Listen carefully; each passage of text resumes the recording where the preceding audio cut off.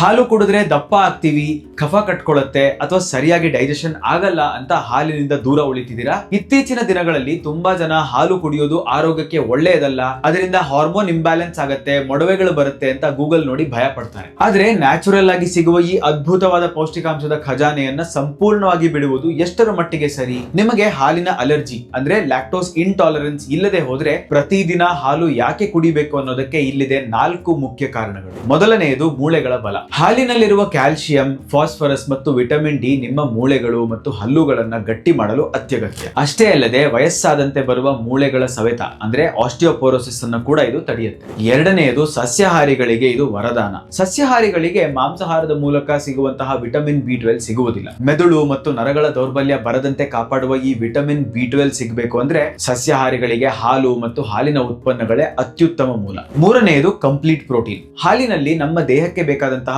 ಉತ್ತಮ ಗುಣಮಟ್ಟದ ಪ್ರೋಟೀನ್ ಮತ್ತು ಅಮೈನೋ ಆಸಿಡ್ ಗಳಿರುತ್ತೆ. ಇದು ಮಸಲ್ ಬೆಳವಣಿಗೆ ಮತ್ತು ದೇಹಕ್ಕೆ ದಿನವಿಡೀ ಎನರ್ಜಿ ಕೊಡಲು ಸಹಾಯ ಮಾಡುತ್ತೆ. ನಾಲ್ಕನೆಯದು ಉತ್ತಮ ನಿದ್ದೆ. ಸಂಜೆಯ ಹೊತ್ತು ಉಗುರು ಬೆಚ್ಚಿನ ಹಾಲು ಸೇರಿಸೋದ್ರಿಂದ ಅದರಲ್ಲಿರುವ ಟ್ರಿಪ್ಟೋಫಾನ್ ಅನ್ನೋ ಅಂಶ ನಮ್ಮ ಮೆದುಳನ್ನ ರಿಲ್ಯಾಕ್ಸ್ ಮಾಡಿ ಸ್ಟ್ರೆಸ್ ಕಡಿಮೆ ಮಾಡಿ ರಾತ್ರಿ ಕಣ್ಣಿಗೆ ಹಿತವಾದ ನಿದ್ದೆ ಬರುವಂತೆ ಮಾಡುತ್ತೆ. ಹಾಲಿನ ಬಗ್ಗೆ ನಿಮಗಿರುವ ಆಧಾರವಿಲ್ಲದ ತಪ್ಪು ಕಲ್ಪನೆಗಳನ್ನ ಹಿಂದೆ ಬಿಟ್ಟುಬಿಡಿ. ಪ್ರತಿದಿನ 1 ಗ್ಲಾಸ್ ಹಾಲು ಕುಡಿಯುವ ಅಭ್ಯಾಸ ಮಾಡ್ಕೊಳ್ಳಿ. ಇಂತಹ ಸಿಂಪಲ್ ಮತ್ತು ಕರೆಕ್ಟ್ ಮೆಡಿಕಲ್ ಇನ್ಫಾರ್ಮೇಶನ್ ಗಾಗಿ ನಿಮ್ಮ ಡಾಕ್ಟರ್ ಶ್ರೀಹರಿಯನ್ನ ಫಾಲೋ ಮಾಡಿ.